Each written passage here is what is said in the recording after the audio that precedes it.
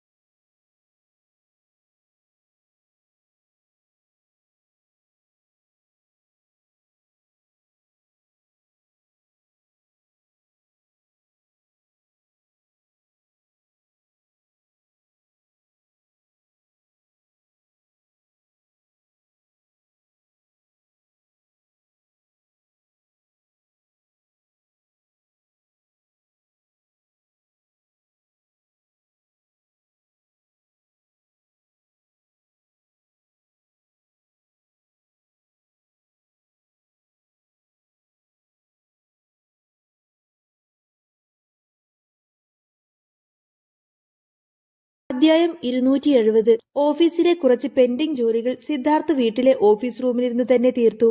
അതിനുശേഷം പുറത്തേക്ക് ഇറങ്ങി വന്നു. അച്ചു ലിവിംഗ് റൂമിലെ സോഫയിലിരുന്ന് ഗെയിം കളിക്കുകയാണ്. സിദ്ധാർത്ഥിനെ അവനും കണ്ടിരുന്നു.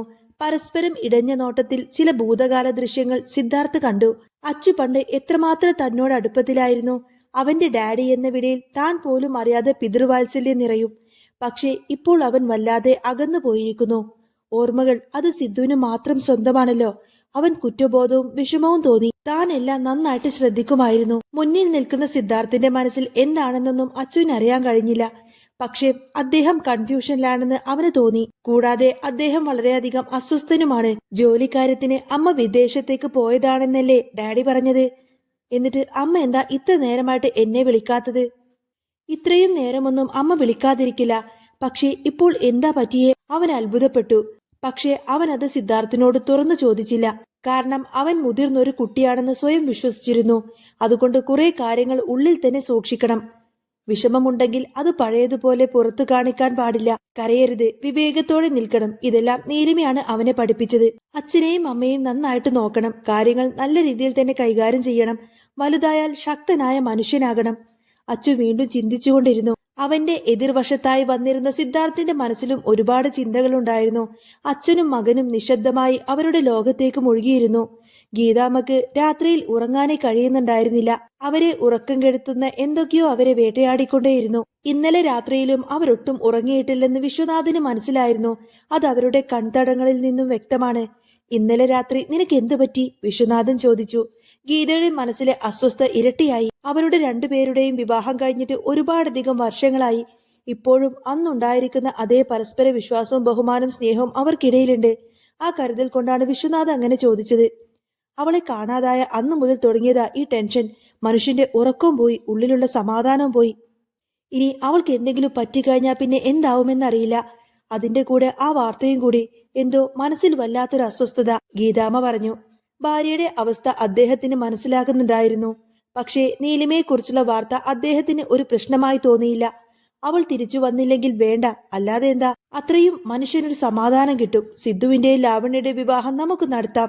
നീ അതിനെക്കുറിച്ച് ആലോചിച്ച് വിഷമിക്കാതെ. നമുക്കിതിൽ പ്രത്യേകിച്ചൊന്നും ചെയ്യാനൊന്നുമില്ല. അവളുടെ ആ ചെറുക്കൻ സിദ്ധുവിന്റെ അടുത്താണെന്നല്ലാതെ അവൾക്ക് നമ്മുടെ കുടുംബമായിട്ട് ഒരു ബന്ധവുമില്ലല്ലോ. അവൾ പറഞ്ഞു. എല്ലാം നന്നായിട്ട് നടക്കുമെന്ന് എനിക്ക് തോന്നുന്നില്ല വിശ്വേട്ടാ. അവൻ ഈ കല്യാണത്തിന് സമ്മതിക്കുമെന്ന് നിങ്ങൾക്ക് തോന്നുന്നുണ്ടോ? സിദ്ധുവിന് വാശി കൂടുതലാ. ഞാൻ പറയുന്ന കാര്യം പോലും അവൻ കേൾക്കുന്നില്ല. പ്രത്യേകിച്ചും അവളെ കാണാതായതിൽ അവന് നല്ല സംശയമുണ്ട്. നമ്മളെ ഇപ്പൊ ശത്രുക്കളെ പോലെയല്ലേ അവൻ കാണുന്നത്? അതൊക്കെ പറയുമ്പോഴും ഗീതാമ്മയുടെ മനസ്സിൽ നല്ല സങ്കടമുണ്ടായിരുന്നു. സിദ്ധാർത്ഥിനെ അവസാനമായിട്ട് കണ്ടപ്പോൾ വിശ്വനാഥനും അത് മനസ്സിലായതാണ്. അതൊക്കെ ശരിയാണ്. എന്തായാലും ഞാൻ ഒന്നുകൂടെ അവനൊന്ന് വിളിക്കട്ടെ. നീ വെറുതെ സങ്കടപ്പെടണ്ട എന്ന് അയാൾ ഭാര്യയ്ക്ക് മറുപടി നൽകി. അവനെ ഒന്ന് വിളിച്ച് സംസാരിക്ക്. അപ്പൊ പിന്നെ അവന്റെ തീരുമാനങ്ങൾ അറിയാലോ. എന്തായാലും ഒരു പൊട്ടിത്തെറി ഉണ്ടാകും. നല്ലത് നടക്കുമെന്ന് പ്രതീക്ഷിക്കാം. സിദ്ധു നമ്മളെ മനസ്സിലാക്കുമെന്ന് കരുതാം. ഗീതാമ്മ അതും പറഞ്ഞുകൊണ്ട് നെടുവീർപ്പിട്ടു. ഇതേ സമയത്ത് സിദ്ധാർത്ഥാണെങ്കിൽ ഓഫീസിൽ നല്ല ജോലി തിരക്കിലായിരുന്നു. അപ്പോഴാണ് വിശ്വനാഥന്റെ കോൾ വന്നത്. ആ കോൾ എടുക്കാൻ അവൻ ആഗ്രഹിച്ചിരുന്നില്ല. അത് അവന്റെ മുഖത്ത് പ്രകടമായിരുന്നു. എങ്കിലും അച്ഛനോട് അനുസരണക്കേട് കാണിക്കണ്ട എന്ന് കരുതി അവൻ ആ ഒരു ഫോൺ അറ്റൻഡ് ചെയ്തു. ഹലോ എന്ന് വിശ്വനാഥൻ ചോദിക്കുമ്പോഴേക്കും ഞാൻ കുറച്ച് തിരക്കിലാണ്, സിദ്ധാർത്ഥ് മറുപടി പറഞ്ഞു. നീ ഇപ്പൊ ഫോൺ കട്ട് ചെയ്യരുത്, അദ്ദേഹം ശാസനയോടെ പറഞ്ഞു. നീ ഇപ്പോ അവളുടെ കുട്ടിയെ കണ്ടെത്തിയല്ലേ, അതൊക്കെ നല്ല കാര്യം. തൽക്കാലം ആ കുട്ടിയെ നിന്റെ കൂടെ നിർത്തുന്നത് എനിക്ക് പ്രശ്നമൊന്നുമില്ല. പക്ഷേ നിന്റെയും ലാവണ്യയുടെയും കല്യാണം വേഗം നടത്തണം, എത്രയും പെട്ടെന്ന് തന്നെ, അദ്ദേഹം പറഞ്ഞു. അത് കേട്ടപ്പോൾ സിദ്ധാർത്ഥന്റെ നെറ്റി ചുളിഞ്ഞു. എനിക്കിപ്പോൾ ആവശ്യത്തിലധികം ജോലിയുണ്ട്, അതിൻ്റെതായിട്ടുള്ള തിരക്കിലാണ് ഞാൻ. ഒന്നാമത് ഞാൻ ആകെ ഭ്രാന്ത് പിടിച്ചിരിക്കുകയാണ്. നീലിമയെ പറ്റിയിട്ട് ഒരു വിവരവുമില്ല. അവളെ ഇതുവരെയായിട്ടും എനിക്കൊന്ന് കണ്ടെത്താൻ പോലും കഴിഞ്ഞിട്ടില്ല.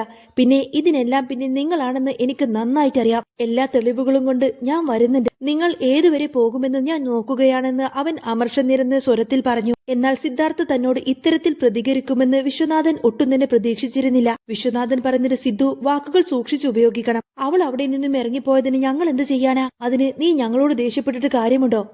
അവളെ പറ്റിയിട്ടൊന്നും ഞങ്ങൾക്കറിയില്ല. അതുകൊണ്ട് ഞങ്ങളുടെ മേലിൽ നീ വെറുതെ പഴിചാരാൻ നോക്കരുത്. വിശ്വനാഥന് നന്നേ ദേഷ്യം വരുന്നുണ്ടായിരുന്നു. പിന്നെ അവൾ പോയെന്ന് വെച്ചിട്ട് ഞങ്ങൾക്ക് നിന്റെ കാര്യം ആലോചിക്കണ്ടേ? നിന്റെ ജീവിതത്തിൽ ഒരു കൂട്ടൊക്കെ വേണമെന്ന് ഞങ്ങൾക്കും ആഗ്രഹമുണ്ട്. അവൾ ഇനി തിരിച്ചു വരുന്നതുവരെ നീ കാത്തിരിക്കാണോ? സിദ്ധാർത്ഥ് പറഞ്ഞത്, അതെ, നിങ്ങൾ പറഞ്ഞത് ശരിയാണ്. ഞാൻ അവളെ കാത്തിരിക്കും, മനസ്സിലായോ? പിന്നെ ഞാൻ എപ്പോൾ വിവാഹം കഴിക്കണം, ആരെ വിവാഹം കഴിക്കണം എന്നൊക്കെ തീരുമാനിക്കുന്നത് ഞാനാണ്, അല്ലാതെ നിങ്ങളല്ല. എനിക്കൊരിക്കലും ലാവണ്യെ കല്യാണം കഴിക്കാൻ താല്പര്യമില്ല എന്ന് നിങ്ങൾക്കറിയാം. എന്നിട്ടും ഇതും പറഞ്ഞ് വീണ്ടും വീണ്ടും നിങ്ങൾ എന്തിനാ എന്നെ ശല്യം ചെയ്യുന്നത്? സിദ്ധാർത്ഥ് അങ്ങനെ പരിഹസിച്ചുകൊണ്ട് തന്നെ മറുപടി പറഞ്ഞു. ഒപ്പം അവൻ ഫോൺ കട്ട് ചെയ്തു. സിദ്ധാർത്ഥിന്റെ മുഖം ദേഷ്യം കൊണ്ട് തന്നെ ചുമന്നിട്ടുണ്ട്. വിശ്വനാഥന്റെ സംസാരം അത്രമാത്രം അവനെ ഭ്രാന്ത് പിടിപ്പിച്ചിരുന്നു. അല്ലെങ്കിൽ തന്നെ എന്ത് കല്യാണം? നീലിമയെ കാണാതായിട്ട് ദിവസങ്ങൾ പിന്നിട്ടിരിക്കുന്നു.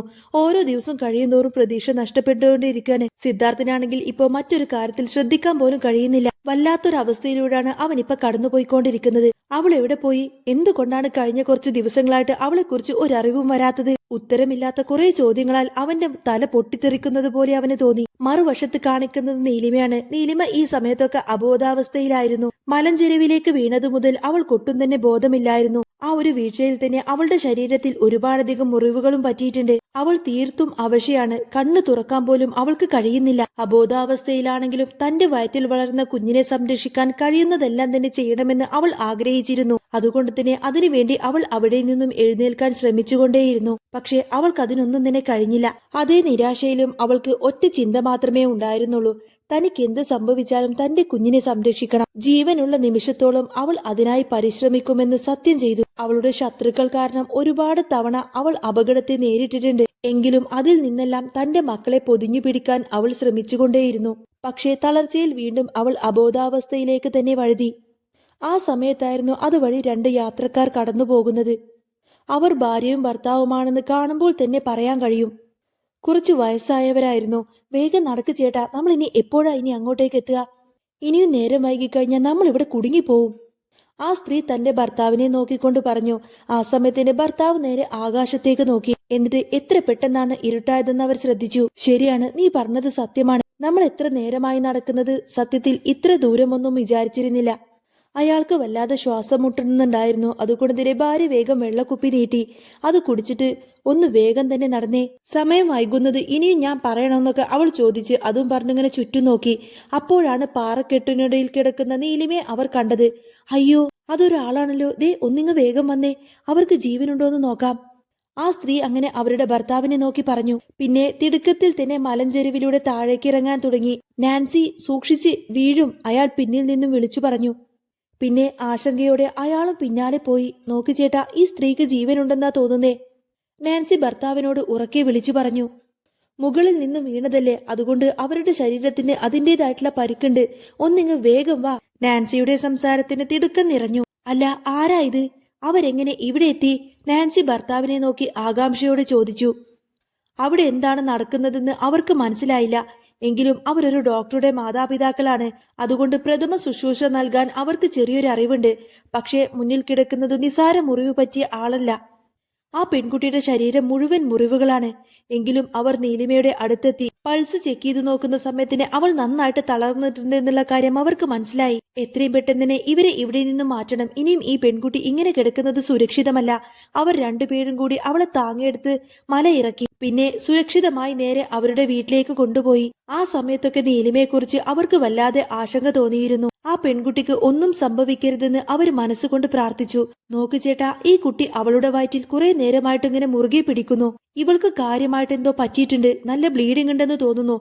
നാൻസി ഭർത്താവിനെ നോക്കി ടെൻഷനോടുകൂടെ പറഞ്ഞു. അന്നേരം അയാളും അത് ശ്രദ്ധിക്കുന്നുണ്ടായിരുന്നു. എന്തായാലും ഇച്ചായൻ ഒരു കാര്യം ചെയ്യേ, നമ്മുടെ മോൻ വീട്ടിലുണ്ടോന്നൊന്ന് നോക്ക്. എങ്ങനെയെങ്കിലും നമുക്ക് ഈ കുട്ടിയെ രക്ഷിക്കണം. ബാക്കി കാര്യങ്ങളൊക്കെ ഞാൻ നോക്കാം, നാൻസി പറഞ്ഞു. ഞാൻ പോയി അവനെ വിളിച്ചിട്ട് വരാം. അവൻ ചിലപ്പോ കൺസൾട്ടിംഗ് റൂമിൽ ഉണ്ടാവും, അയാൾ അവരെ നോക്കി പറഞ്ഞു. പിന്നെ നീലിമയെ ഒരിക്കൽ കൂടി ശ്രദ്ധയോടെ നോക്കി അവിടെ നിന്നു പോയി. അയാൾ നേരെ അവരുടെ മകനായ നാഥന്റെ അടുത്തേക്കാണ് ചെന്നത്. വിചാരിച്ചതുപോലെ കൺസൾട്ടിംഗ് റൂമിൽ തന്നെ അവൻ ഉണ്ടായിരുന്നു. അവൻ മറ്റൊരു പേഷ്യന്റിനെ നോക്കുകയായിരുന്നു. അയാൾ അതൊന്നും കണക്കിലെടുക്കാതെ നേരെ അകത്തേക്ക് കയറി ചെന്നു. എന്നാൽ പ്രതീക്ഷിക്കാതെ അച്ഛന്റെ ഇതുപോലത്തെ ഒരു വരവിൽ നാഥൻ ഞെട്ടി. എങ്കിലും അദ്ദേഹത്തിന്റെ മുഖത്തെ ഭീതി അവൻ ശ്രദ്ധിച്ചിരുന്നു. മോനെ, നീ ഒന്ന് എന്റെ കൂടെ വന്നേ, അർജന്റാണ്. വഴിയിൽ വെച്ച് ഞങ്ങൾക്കൊരു പെൺകുട്ടിയെ കിട്ടിയിട്ടുണ്ട്. ആക്സിഡന്റ് കേസാണ്, അയാൾ പേടിയോടുകൂടെ പറഞ്ഞു. കാര്യത്തിന്റെ ഗൗരവം നാഥന് മനസ്സിലായി. അയാൾ രോഗിയെ നഴ്സിനെ ഏൽപ്പിച്ചു. അയാൾക്കൊരു ഇഞ്ചക്ഷൻ കൊടുക്കാനുണ്ടായിരുന്നു. അതിനെപ്പറ്റി പറഞ്ഞു കൊടുത്തതിനു ശേഷം അച്ഛനൊപ്പം അയാൾ തിടുക്കത്തിൽ നേരെ അവിടെ നിന്നും ഇറങ്ങി നടന്നു. അകത്തേക്ക് കയറി വന്നതിനു ശേഷം നാഥൻ ശ്രദ്ധയോടുകൂടെ തന്നെ നീലിമയെ നോക്കി. പിന്നെ അവളെ പരിശോധിച്ചു. നീലിമയുടെ പൾസ് നാൻസി പറഞ്ഞതിനേക്കാൾ കൂടുതൽ അനുഭവപ്പെടുന്നുണ്ട്. അതൊരു നല്ല ലക്ഷണമായിരുന്നു. പക്ഷേ അവളുടെ ശ്വാസകോശത്തിൽ അയാൾ സന്തുഷ്ടനായില്ല. പെട്ടെന്ന് തന്നെ ഈ കുട്ടിക്കൊരു ഓക്സിജൻ കൊടുക്കണം, അവൻ ആരോടൊന്നില്ലാത്ത പോലെ പറഞ്ഞു. നീലിമയാണെങ്കിൽ നന്നായിട്ട് ക്ഷീണിച്ചിരുന്നു. അവളുടെ അവസ്ഥ എത്രമാത്രം പരിതാപകരമാണെന്ന് ഒറ്റ നോട്ടത്തിൽ പറയാൻ കഴിയില്ല. കൂടാതെ അവൾ ഗർഭിണിയാണെന്നൊരു സംശയം നാഥന് തോന്നിയിരുന്നു. അവന്റെ അമ്മ ഇതിനകം ആംബുലൻസിന് വേണ്ടിയിട്ട് കോൾ ചെയ്തെങ്കിലും കണക്ട് ആയിട്ടുണ്ടായിരുന്നില്ല. പിന്നെ അവൻ അടുത്തുള്ള ഹോസ്പിറ്റലിലേക്ക് വിളിച്ചു. അവർക്ക് കിടക്കകളൊന്നും തന്നെ ലഭ്യമായിരുന്നില്ല. അവസാനം നാഥൻ എമർജൻസി വിഭാഗത്തിലെ ഒരു ഡോക്ടറെ വിളിച്ച് കണക്ട് ചെയ്തു. എന്നിട്ട് നീലിമയെ പറ്റിയിട്ട് വിശദമായി പറഞ്ഞു. തൽക്കാലം അവളെ ഹോസ്പിറ്റലിലേക്ക് കൊണ്ടുപോവേണ്ട ആവശ്യമില്ലെന്ന് അവർ തീരുമാനിച്ചു. ഹോസ്പിറ്റലിലേക്ക് മാറ്റാതെ വീട്ടിൽ തന്നെ അവളെ ചികിത്സിക്കാനുള്ള സൗകര്യങ്ങൾ ഒരുക്കി. അതവർക്ക് വലിയൊരു ആശ്വാസമായി. ഇപ്പൊ നിനക്കെന്താ തോന്നുന്നത് മോനെ? അവൾ രക്ഷപ്പെടോ? എബ്രഹാം ആശങ്കയോടെ ചോദിച്ചു. ഈ പെൺകുട്ടികൾ പരിക്കുകൾ അല്പം ഗുരുതരമാണ് പപ്പ. പക്ഷേ തൽക്കാലം അവളെ ഇവിടെ നിന്നും മാറ്റാൻ എനിക്ക് കഴിയില്ല. ആ യാത്ര ചിലപ്പോൾ കൂടുതൽ അപകടമുണ്ടാവും. നോക്കട്ടെ, എന്തെങ്കിലും റെസ്പോൺസ് ആ ഡോക്ടറുടെ ഭാഗത്തു നിന്ന് കിട്ടുമോ എന്ന് ആദ്യം നോക്കാം. അവൻ മനസ്സിലാക്കിയത് അവരുടെ അടുത്ത് പങ്കുവച്ചു. അത് കേട്ടപ്പോൾ അവന്റെ മാതാപിതാക്കൾക്ക് ഒരല്പം ആശ്വാസമായി. കുടുംബത്തിൽ ഒരു ഡോക്ടർ ഉണ്ടായിരിക്കുക എന്നത് വളരെ വലിയ കാര്യം തന്നെയാണ്. നാഥന് ഈ യുവതിയെ ചികിത്സിക്കാൻ കഴിയുമെന്ന് അവർ വിശ്വസിച്ചു. നിനക്ക് എന്ത് ഹെൽപ്പ് വേണമെങ്കിലും അതിന് ഞങ്ങളും നിന്റെ കൂടെയുണ്ട്. നോക്കുമോനെ, പുറത്തു പോയി ഞങ്ങൾ എന്തെങ്കിലും കൊണ്ടുവരണോ എന്ന് എബ്രഹാം ചോദിച്ചു. അതിന് മറുപടിയായി കയ്യിലുള്ള മെഡിസിൻസ് എന്തൊക്കെയുണ്ടെന്ന് അവൻ ഉറപ്പുവരുത്തി. ഇപ്പൊ ഞാൻ ഏതായാലും ഹോസ്പിറ്റലിലേക്കൊന്ന് പോവട്ടെ. ഇനി എന്തെങ്കിലും വേണോ എന്നുള്ളത് ഞാൻ അവിടെ ചെന്നിട്ട് നോക്കാം. തൽക്കാലത്തേക്ക് നിങ്ങൾ ആരും ടെൻഷൻ അടിക്കൊന്നും വേണ്ട. പിന്നെ ഇവളെ ഒന്ന് ശ്രദ്ധിക്കണം. എന്തെങ്കിലും ചെറിയ റെസ്പോൺസ് ഉണ്ടായാൽ പോലും അപ്പൊ തന്നെ എന്നെ വിളിച്ചറിയിക്കണം, അവൻ നിർദ്ദേശിച്ചു. അവർ ഇരുവരും സമ്മതത്തോടുകൂടി തന്നെ തലയാട്ടി. അതിനിടയിൽ നാൻസി നീലിമയുടെ അടുത്തേക്ക് ചെന്ന് അവളുടെ കൈ പതുക്കെ കയ്യിൽ വെച്ചു. അവരെല്ലാവരും നീലിമയെ നോക്കി. അവൾ ഒരുപാട് കഷ്ടപ്പെട്ടിട്ടുണ്ടാവുമെന്ന് അവർക്ക് മനസ്സിലായി. ഇതിൽ നിന്നെല്ലാം അവൾ അതിജീവിച്ചു വന്നാൽ അവൾ തീർച്ചയായിട്ടും ഒരു പോരാളിയാണെന്ന് ഉറപ്പിക്കാം. യാദൃശ്ചികമായാണ് അവളെ കണ്ടത്. പക്ഷേ അവളോട് നല്ലൊരു അടുപ്പം അവർക്ക് തോന്നുന്നുണ്ടായിരുന്നു. അവർ ഇതുവരെ കാണാത്ത രീതിയിലുള്ള മുറിവുകളും ചതവുകളും കണ്ടപ്പോൾ അവരുടെ ഹൃദയം പിടഞ്ഞു. വിഷമിക്കേണ്ട എന്ന് അത് മനസ്സിലാക്കിയതുപോലെ നാഥൻ പറഞ്ഞു. അവള് വൈകാതെ തന്നെ നമുക്ക് ജീവിതത്തിലേക്ക് മടക്കി കൊണ്ടുവരാം. എല്ലാം പെട്ടെന്ന് തന്നെ ഭേദമാകും. മമ്മിയും പപ്പയും വെറുതെ ടെൻഷൻ അടിച്ച് BP കൂട്ടൊന്നും വേണ്ട. നാഥൻ അങ്ങനെ കരുതലോടുകൂടെ അവരോട് പറഞ്ഞു. സമ്മതം പോലെ അവര് രണ്ടുപേരും തലയാട്ടി. മോനെ, എന്തെങ്കിലും ആവശ്യമുണ്ടെങ്കിൽ ഞങ്ങളോട് പറയണേ, നാൻസി പറഞ്ഞു. തന്റെ മാതാപിതാക്കൾ നല്ല മനസ്സിലുള്ള ഉടമകളാണെന്ന് നാഥന് വ്യക്തമായിട്ടറിയാം. അത് അവനെയും സന്തോഷിപ്പിച്ചു. മമ്മ, ഞാൻ പറഞ്ഞതല്ലേ, ഇതൊക്കെ എനിക്ക് ചെയ്യാവുന്നതേയുള്ളൂ. ആ കുട്ടിക്ക് വേണ്ട മെഡിസിൻസ് ഞാൻ ഹോസ്പിറ്റലിൽ നിന്നും കൊണ്ടുവന്നോളാം. ഇപ്പൊ തൽക്കാലത്തേക്കുള്ള മെഡിസിൻസ് ഒക്കെ ഞാൻ കൊണ്ടുവന്നിട്ടുണ്ട്. മമ്മ ഒന്ന് ആ കുട്ടിയെ ശ്രദ്ധിക്ക്. ഇപ്പോഴത്തേക്ക് അത് മതി എന്ന് അയാൾ വീണ്ടും പറഞ്ഞു. നാഥൻ തന്റെ മാതാപിതാക്കളെ സമാധാനിപ്പിച്ചു.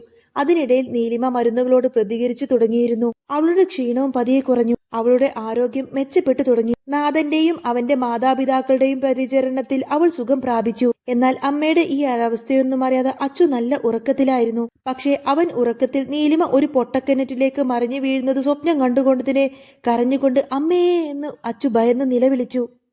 പെട്ടെന്ന് തന്നെ അവന്റെ കണ്ണു നിറഞ്ഞു. അവൻ ഉറക്കെ കരയാൻ തുടങ്ങി. ആ ബഹളം കേട്ട് സിദ്ധാർത്ഥ് അച്ചുവിന്റെ അടുത്തേക്ക് ഓടിയെത്തി. അവൻ പരിഭ്രാന്തനായി. അച്ചു മോനെ, നിനക്ക് എന്താ പറ്റിയേ? എന്തിനാ നീ കരയുന്നേ? നിനക്കൊരു കുഴപ്പമില്ലല്ലോ. ആശങ്കാകുലമായ ഭാവത്തോടെ അച്ചുവിനെ നോക്കി സിദ്ധാർത്ഥ് ചോദിച്ചു. സിദ്ധാർത്ഥിന്റെ കണ്ണുകൾ പേടി കൊണ്ട് നിറഞ്ഞിരുന്നു. അച്ചു പറഞ്ഞത്, അമ്മയ്ക്ക് എന്തോ പറ്റി ഡാഡി. ഞാൻ സ്വപ്നം കണ്ടു. അമ്മ പാറയിൽ നിന്ന് താഴേക്ക് വീണു ഡാഡി. പിന്നെ ശരിക്കും എനിക്കൊന്നും ഓർമ്മയില്ല എന്നൊക്കെ പറയും. എന്റെ അമ്മയ്ക്ക് എന്തെങ്കിലും പറ്റിയോ ഡാഡി? എനിക്ക് പേടിയാവുന്നു. അച്ചു സിദ്ധാർത്ഥിനെ മുറുകെ കെട്ടിപ്പിടിച്ചുകൊണ്ട് തന്നെ കരഞ്ഞു പറഞ്ഞു. അവന്റെ ആ ഒരു സങ്കടവും കരച്ചിലും കണ്ടിട്ട് സിദ്ധാർത്ഥിന് സഹിക്കാൻ കഴിഞ്ഞില്ല. അവൻ അച്ചുവിനെ നെഞ്ചോട് ചേർത്ത് പിടിച്ചു. പേടിക്കേണ്ട അച്ചു, അതൊരു സ്വപ്നമല്ലേ. അമ്മക്കൊരു കുഴപ്പമില്ല. അമ്മ പെട്ടെന്ന് തന്നെ ഇങ്ങോട്ടേക്ക് മടങ്ങി വരും. നീ ഇങ്ങനെ വിഷമിക്കാതെ. സിദ്ധാർത്ഥ് വളരെയധികം സ്നേഹത്തോടു കൂടെ തന്നെ അച്ചുവിനോട് പറഞ്ഞു. പിന്നെ അച്ചുവിനെ ആശ്വസിപ്പിക്കുന്നതിനൊപ്പം അവൻ സ്വയം ആശ്വസിക്കാൻ ശ്രമിച്ചു. നീലിമക്കൊന്നും സംഭവിക്കരുത് എന്ന പ്രാർത്ഥനയോട് കൂടെ തന്നെ അവൻ അച്ചുവിന്റെ കൂടെ തന്നെ ഇരുന്നു. ഡാഡി എന്തായാലും കള്ളം പറയില്ലെന്ന് അച്ചുവിനറിയാം. അത് സിദ്ധാർത്ഥിലുള്ള അച്ചുവിന്റെ വിശ്വാസം തന്നെയായിരുന്നു. സിദ്ധാർത്ഥിന്റെ വാക്ക് കേട്ടതോടുകൂടി തന്നെ അച്ചു കരച്ചിൽ നിർത്തി. അവന്റെ പേടി ഇല്ലാതായി. ഡാഡിയുടെ കരുതലിൽ അവൻ സുരക്ഷിതമായി ഉറങ്ങി. അതിനുശേഷമാണ് സിദ്ധാർത്ഥ് സ്വന്തം മുറിയിലേക്ക് മടങ്ങിയത്. പക്ഷേ സിദ്ധാർത്ഥിന്റെ ആശങ്കകൾ ഒരല്പം പോലും വിട്ടൊഴിഞ്ഞിരുന്നില്ല. നീലിമയെ പറ്റി ചിന്തിച്ചുകൊണ്ട് തന്നെ സിദ്ധാർത്ഥിന്റെ ഹൃദയം വിങ്ങി. അപ്പോഴും തന്റെ മനസ്സിനെ പിടിച്ചു നിർത്താൻ സിദ്ധാർത്ഥ് ഇങ്ങനെ ശ്രമിച്ചുകൊണ്ടേയിരിക്കുന്നതും കാണിച്ചുകൊണ്ടാണ് ഇന്നത്തെ ഈ ഒരു എപ്പിസോഡ് പൂർണ്ണമാവുന്നത്. അപ്പോൾ നിങ്ങൾക്ക് ഈ ഒരു ചാനൽ ഇഷ്ടമാവുകയാണെന്നുണ്ടെങ്കിൽ എന്നും ഇതേപോലെ തന്നെ റിവ്യൂസൊക്കെ കേൾക്കാൻ താല്പര്യമുണ്ടെങ്കിൽ തീർച്ചയായിട്ടും നിങ്ങൾ എൻ്റെ ചാനൽ സബ്സ്ക്രൈബ്